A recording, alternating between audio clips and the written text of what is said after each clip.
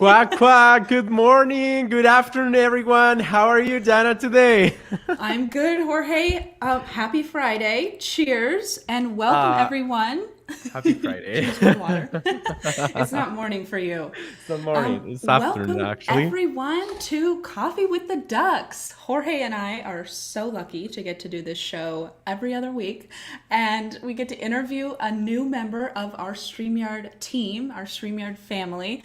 And the purpose of this show was actually to, like, it was an audience request. Like, our community wanted to get to know the people who are working on, behind the scenes. Like, who's building StreamYard, who's supporting StreamYard, who's running the software back there. So that's why we created the show. Let's go. Let's go. I see a lot of comments in the chat. I love that. A lot of hearts, a lot of ducks. As we always like to do, we have always a very international audience. So let us know in the chat right now where you're from. And also, if you want to say hi in your language, like in the language that you speak, go ahead and do it. And also, Cool. Dana, this is actually episode number 7. So we have Lauren, but we are approaching the episode number 10. So I got a question for the audience right here, right now, which is which special show we should put together for the episode number 10? Ooh. We have some ideas, but we want to get your thoughts on that. Ooh, I'm so excited. So episode 10's coming up in 3 weeks or so? 3 weeks or so. Yeah. Well, actually, it's going to be like a month, but we need to prepare in advance, I love that. It's afternoon here. Yep, it's morning for me here, but I think it's afternoon for Jorge. Hey, for me, it's 5:30 p.m. So actually, it's afternoon. It's nighttime. Really great weather. So cool. So before we bring on our special guest, we have an announcement to make. Please come to our live stream summit. It'll be not this Thursday, next Thursday, April 15th, 9 a.m. Pacific. Jorge, that's probably 6 p.m. your time? Yeah. Think so? And noon EST. It's going to be a success summit. So we have so many different, breakout stages talking about how to get better at live streaming, how to grow your audience, how to reach more customers, if that's kind of your goal with live streaming. We have so many interesting guest speakers lined up. So tune into that. It's going to be on Hopin, which is very exciting. Our first. And just not only apart from having outstanding speakers, which is going to be we saw the lineup, it's going to be sick. Like a lot of learning. It's the education make reality. It's like the live streaming show, the live streaming events for all the community.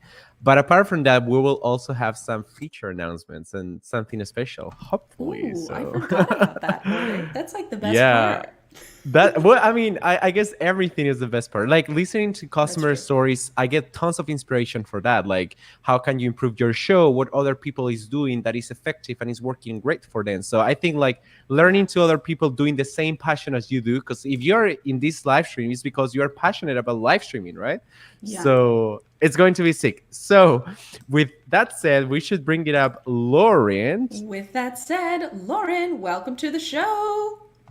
Hey! Oh, cute. Cheers. Cheers. I love that. Welcome, Lauren. Thank you so much for being here.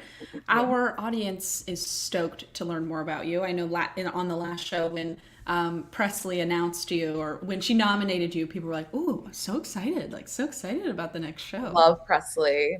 I know, me too. So, Jorge, I can start. Actually, today we are going to do an experiment, right? I also want, Dana is amazing for asking questions. So probably I will lead the interview, but I will also open the floor. So I will shut up sometimes, Dana, I promise to you. So you can also do follow-up questions, and you can also, ask thoughts and all of that. By the way, thanks so much. I see a lot of people. Juanma from Spain. Saludos desde Madrid. I see a lot of all across the world, Taiwan, India, America, which is very, very exciting. So the first question should be very straightforward, which is, where are you joining us from? And tell us a little bit more. Where is here? New York City. I'm in New York City, and I'm in the financial district right now, which is the bottom of the island. It's the water is right outside that window. So it kind of feels like I'm not in New York City. It feels like I'm on a beach. That's so cool. And the financial district, that's like where Wall Street is, right? To give Yeah, people some context if they've never been there.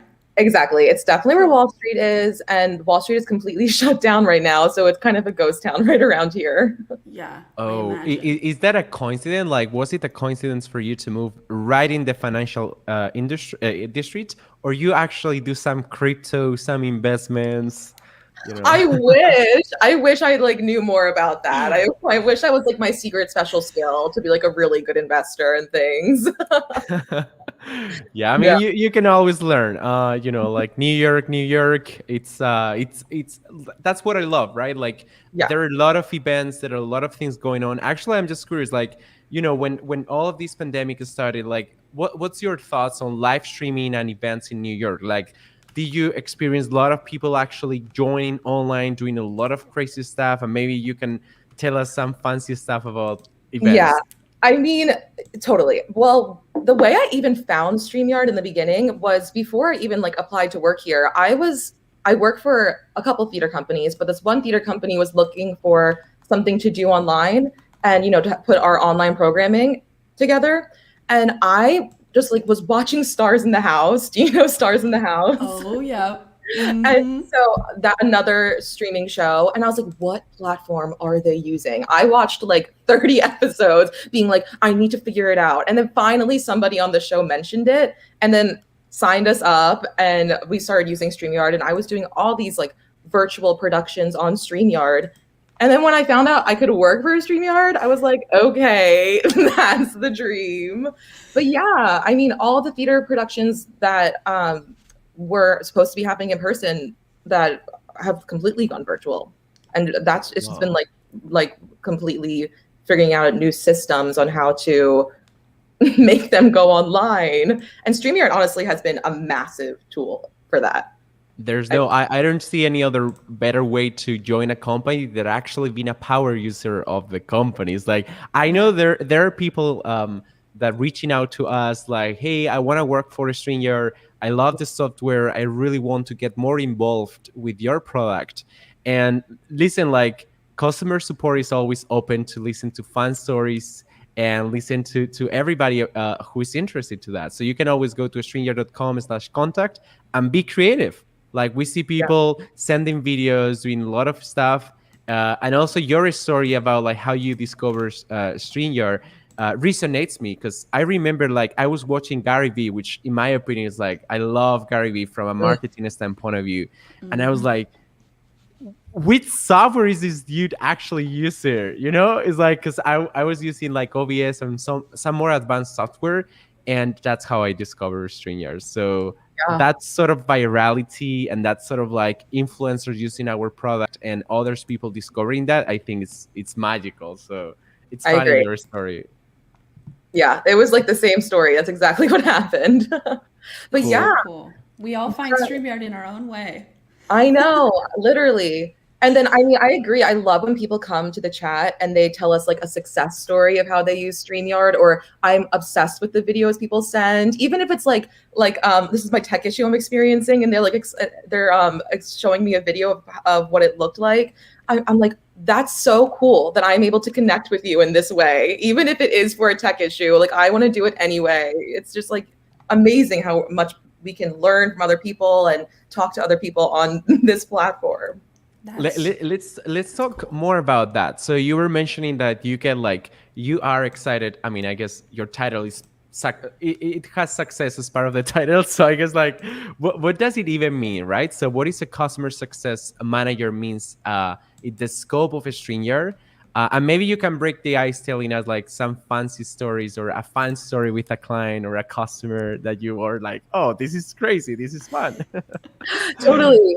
I mean, our job is really to support the customers, and that is in any way we can. It's usually with a tech issue, but it could be with just like a feature request.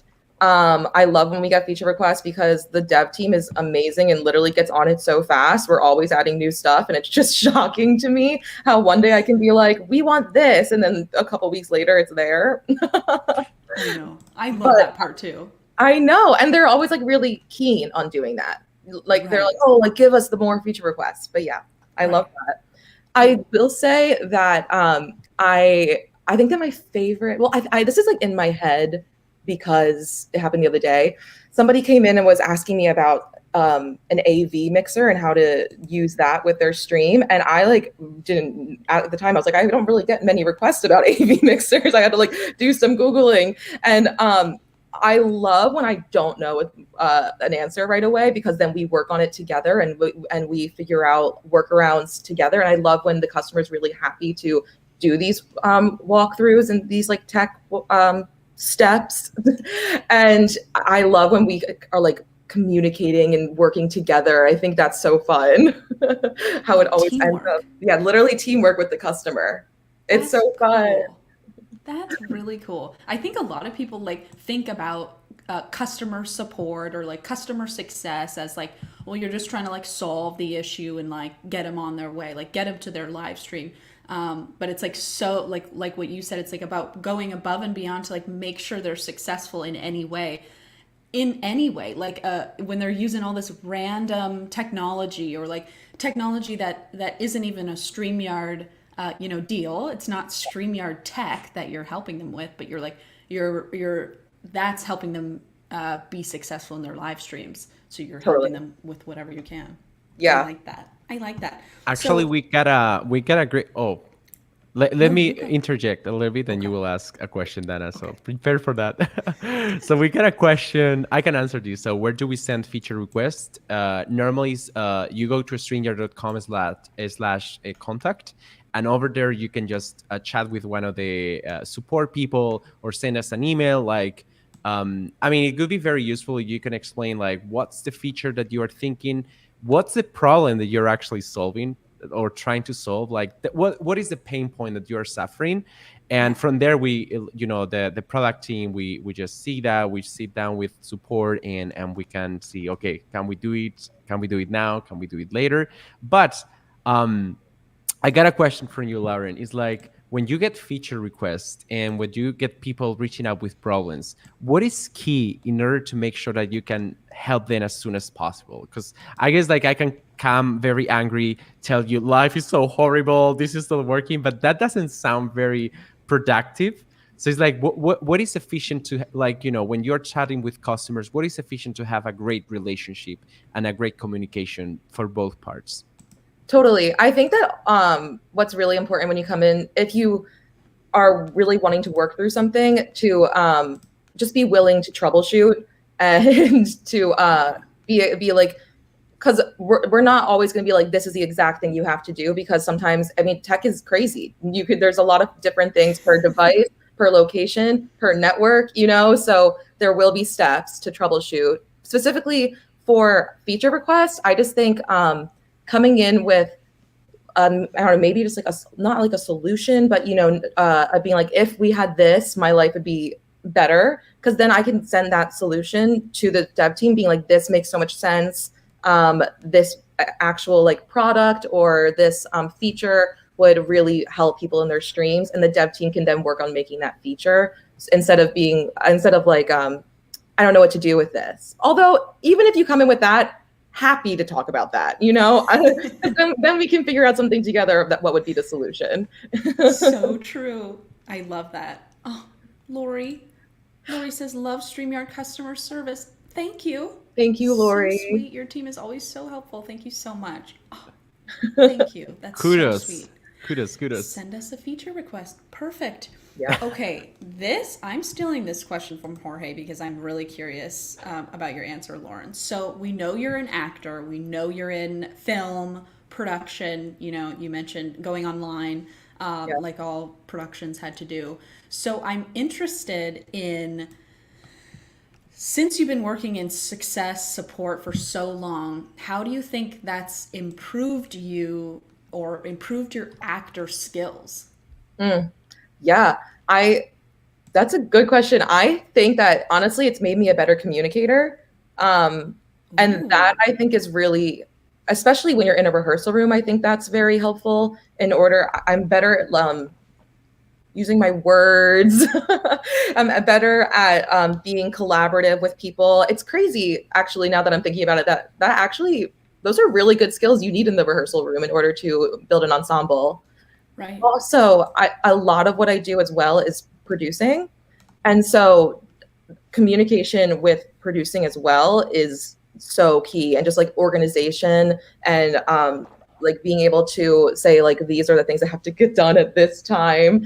And I think all of that literally comes up in customer success all the time, because that's what we're doing in the chats. We're just being really good communicators and and willing to troubleshoot. And if there's an issue that comes up, we're willing to be like, okay, like how can we de-escalate the situation? Yep. Like communication is it's something that you learn and support, because you're communicating with all walks of life, you know, like all types of people from everywhere around the world. Like just in our live stream, we've seen how you know, global StreamYard community is. Yes. It's just like that in the live chat, in the when people email us. Yeah.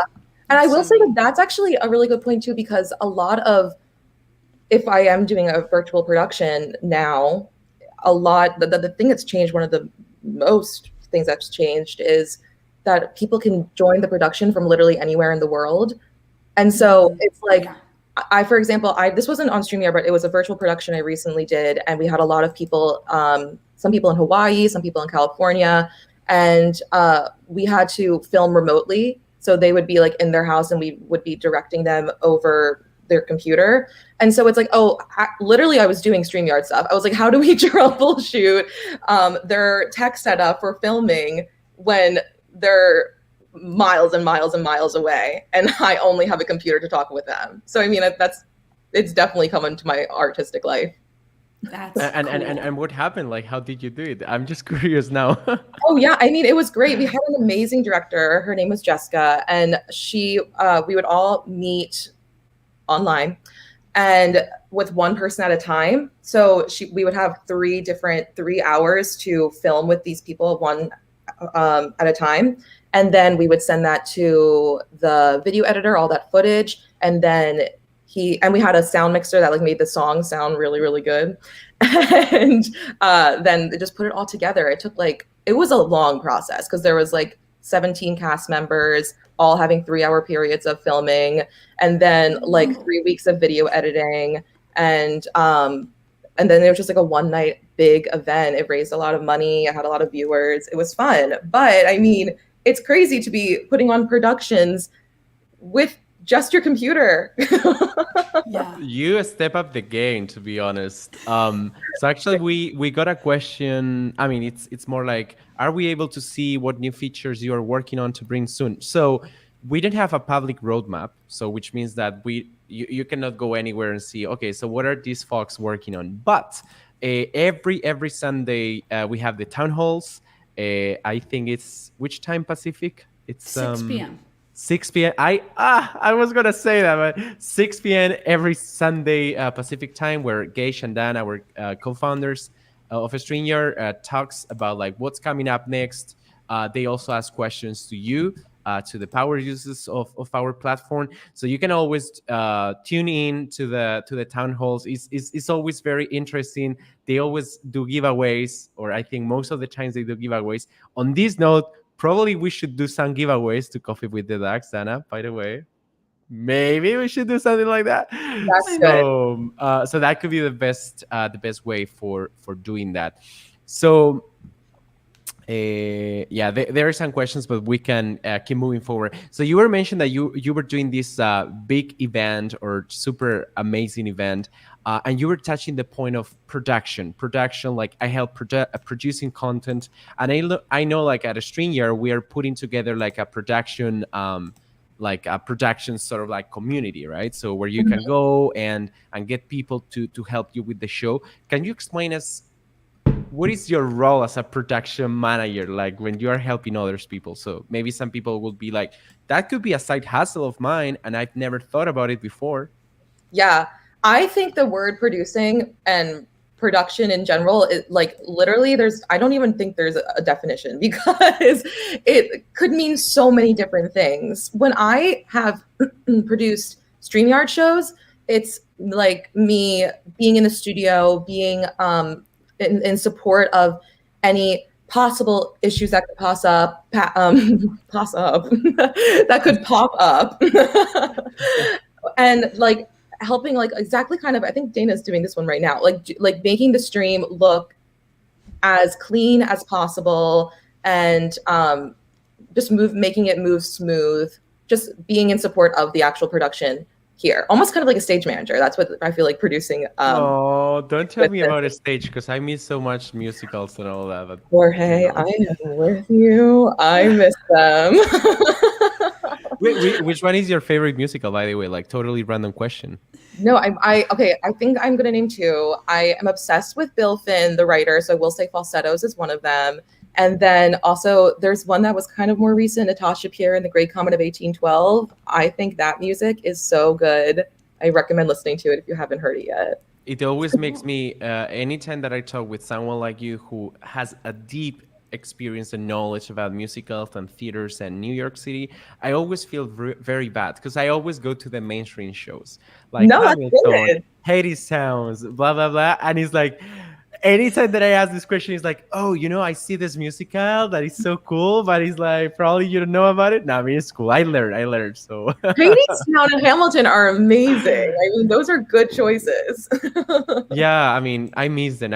Actually, I'm just genuinely curious. It's like, I started to see a lot of, well, not a lot of people, but certain theater companies doing like live shows, production, but it's not like something that is mainstream, right? So I don't see like David Guetta does a live well, I mean, David Guetta is David Guetta, but David Guetta does a live DJ session, and there is like hundreds of thousands of people logging and connecting. Why do you think like musicals and theaters, when all of this pandemic didn't become like like super mainstream and kind of like one of the top forms of live stream? Is because maybe people don't feel the same vibe and energy as going to a theater, so it's harder to replicate those feelings? Or Yeah. what's going on there? It's like, I don't I totally understand. agree. I think that, I mean, there could be a lot of answers for this. I agree that I feel like being in person really does change the game when you're in theater, because you're experiencing it with a community. That's what I think is the beauty about theater. I think that, and I don't want to speak for the entire theater community, but in general, I think that some people, because we're so used to doing things in person, and it's like I don't think like the majority of the theater community is that techie. I hate saying like that, but I think that there was a lot of reluctance to going online in the beginning, and they were like, "Oh, like we'll come back soon, and we're not back soon. It's been a long time." So it was a lot of like a big learning process, I think, for a lot of people, me included, to be like, okay, like these things that we're used to putting together with humans in the room, now we're going to somehow make that same connection online. I think that with my experience with virtual production so far, I think that the live chat, like exactly what's happening right here in the comments, I think that is literally exactly what like going to the theater should be like. Because being able, I actually feel like when you're sitting in a theater and you have to be quiet and like not sad, but you have to be quiet and like serious. I go to Hadestown and for 2 hours I just cry. So yeah, I see and what so you like mean. certain ones are going to be sad. But I love how this feels like if something happens in the moment, you can comment right away and say like, that was crazy, that was so exciting. I don't want that to go away if we go in person. I would love for theater to be like communicative with the audience, exactly how it is online here. Like I mean, to some engaging. extent, when you are doing a live show, you also get that synergies from the audience, right? Like watching their faces. If they that's probably what I like most about live streaming is that I can do it from anywhere. So it's like, for me, it's like, it's cool. But I know like one of my fears is like, I get energy when I'm sitting people faces and I'm doing a conference or talk and people laugh and people do that. And you need to realize that when you're doing live streaming, it's not the same approach. The approach is more, you need to find new ways to communicate with your audience. So either through chat, and people could be very warm, or some people could be very stupid. So there is always like all of this combination. Is like, it's true. It's like, that's why I always suggest people to block haters and make sure that they have a healthy community. You need to step up the game and make sure that those bad apples don't come to your chat and ruin things. But I think that's those sort of synergies and communication is something that I've seen most of the people being afraid of. Like, I don't want to do live stream cause I like human interactions, or I don't do. And I always say, listen, it's like with something like a StreamYard or any other software out there, it's like you can bring your friends to the show. You can even bring your audience. So it's kind of like there's no excuse, because you can actually replicate a lot of things like as we are doing now. In virtual. So sorry for this long speech. Now we are moving to but it's just like sometimes I need to say this, it's like I agree. I think a lot of people in the chat right now is like maybe they are already using our product. Some people said I started yesterday. Some other people maybe just like wondering whether live streaming is for them or not, but it's definitely something that you should start, because if you don't give it a shot and you actually don't put it content out there, it's like you're missing the opportunity.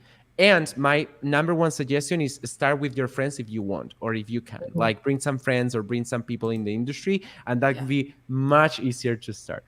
That said, it's time for lightning round with Dana Bentz. Woohoo! Okay. This is my favorite part of the show. First of all, because I get to ask the questions, but second of all, because it's one-word answers and they're super quick. So I'm going to hit you with 10 quick questions, and I need 10 quick one-word, two-word, a phrase, whatever the answer is. Okay? Yeah, I'm ready. Hit me with it. Number 1, do you prefer texting or talking? Talking. Ooh. Number 2, what would be the best play/musical for you to ever appear in? I'm going to say the same thing. I'm going to say The Great Comet of 1812. Okay, good. Favorite city in the world besides the one you live in? London. The nickname your parents used to call you? Pumpkin. I have a round head. Pumpkin. We need something else for the next show. Literally. That is so cute. Okay, number 5, your favorite holiday? Oh, Christmas. Me too. Scale of 1 to 10, how good of a driver are you? I'm really not good. I don't drive on highways. I would say a 3. I live in New York City. I don't drive. True. Okay, number 7, how long does it take you to get ready in the morning? Oh, I'm fast, like 15 minutes. I'm really fast. Girl? 15 minutes? You joking. It's faster than Jorge. I mean, today it's an hour. It took me 2 hours, really. This morning, 2 hours for putting this shirt. So. I mean, I've gotten faster during this. Oh my God, Julie was pumpkin too. That's cute. See, the show is so fun. That's so good. Okay, I love this question because we get different answers from each person. Obviously, we get different answers, but we get interesting answers whenever we ask it. Yeah. So number 8 is the age you want to retire. Oh, I don't know if I want to retire. If late in life, I would choose. I want to be loving my work forever as long as I can. That's what I want. Yeah, so you don't need to retire?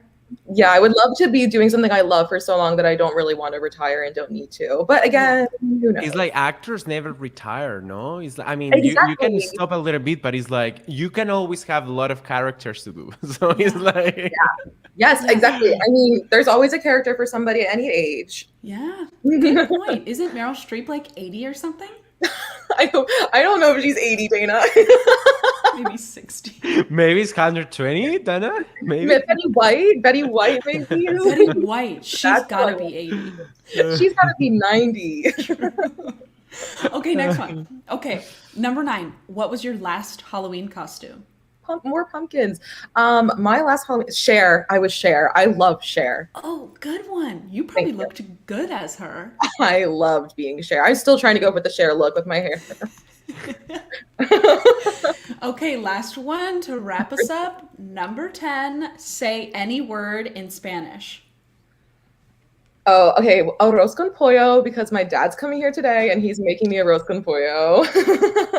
Cool. What does that mean? It's rice and chicken. We're Puerto Rican, so it's a Puerto Rican dish. Oh, perfect. Oh my Oh, gosh, that love is Puerto so Rico. Oh, Lin-Manuel Miranda is from Puerto Rico. I don't know. But I yeah, know like Hamilton was in Puerto Rico. And it was like they were doing fundraising them there and all that. So I exactly. love Yeah, he's Puerto Puerto Rico. Rican. Same. All right. So thanks so much for this lightning round. It's my favorite part so far. The other part is the boring part where Jorge is just like asking boring questions. No, I like both parts. I'm But the just lightning I'm round just, is too I'm just fun. being silly here. So let's do a quick recap. So two things. One thing for the audience. If you have arrived here, we actually have 34 likes so far, which is incredible. But if we can hit like 40 or 50, that could be like worldwide record. And second, second thing is we always ask like, who should we bring next? So we always ask Lauren. But today we want to do something different. So the audience, who we should bring next. Who is the next person that we should bring to coffee with the Dax? You are going to choose that. So put a comment right now before we end the show in 1 minute. So put a comment in the chat. Who should we bring next? I always mess around with questions in English, by the way. It's like, I don't know, the grammar, I need to review it. But who should we bring next to the show? I'm just very curious. Like, should we bring a developer? Should we bring someone from customer support? Someone from marketing? I want to know. We want to know that. I want to know. I want to know. Noah, Gage. I'm seeing some good ones. Okay. Fire every night. I see a lot of people. So bring Josh, Gage. We see a lot of ideas. So anyway, Dana, it's always a pleasure to be here. When is the summit? By the way, let's do a recap of that because people will appreciate that a lot. The summit is April 15th. We'll put it back here on screen. April 15th, 9 a.m. PST, noon EST, 6 wherever Jorge is. And you can just go to StreamYard.com/SY Summit to register to get your ticket. And then you'll get all the details once you're registered. Beautiful. Actually, someone is saying to bring Christian, but actually Christian was already in the show. No? Was he already on the show? Yeah, I No, watched I don't know. I Yeah, forget. so He Christian was? was already in the show. So you can go to youtube.com/StreamYard. I don't know if that's the right URL. Yeah, that's and right. you can Yeah. see Christian Coffee with the Dax. So anyway, probably someone from marketing, audio technician, interface designers. We have some ideas, so we will get back to you in 2 weeks. So it's been a pleasure. Thanks, Lauren. Thanks, Dana. Thank you. See you soon. Thanks, everyone. See you soon. Bye. Bye.